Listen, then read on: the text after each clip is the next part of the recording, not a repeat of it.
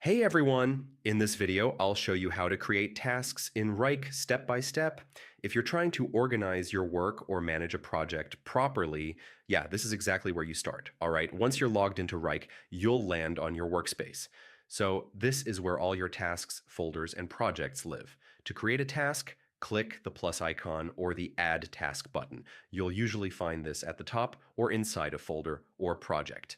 Now, give your task a clear title. Try to keep it short but specific. You can also add a description below if the task needs more detail, like instructions or notes.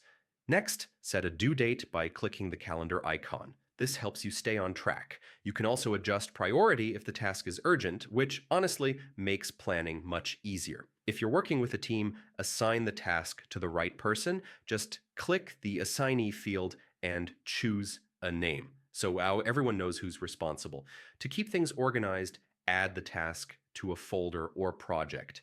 You can move it anytime, but placing it correctly from the start saves time later. I mean, trust me, once everything looks good, save the task. As you work on it, update the status to active or completed so progress is always clear. And that's how you create tasks in Wrike step by step. From here, you can add comments, attach files, and track progress easily. Thanks for watching, and I'll see you in the next guide.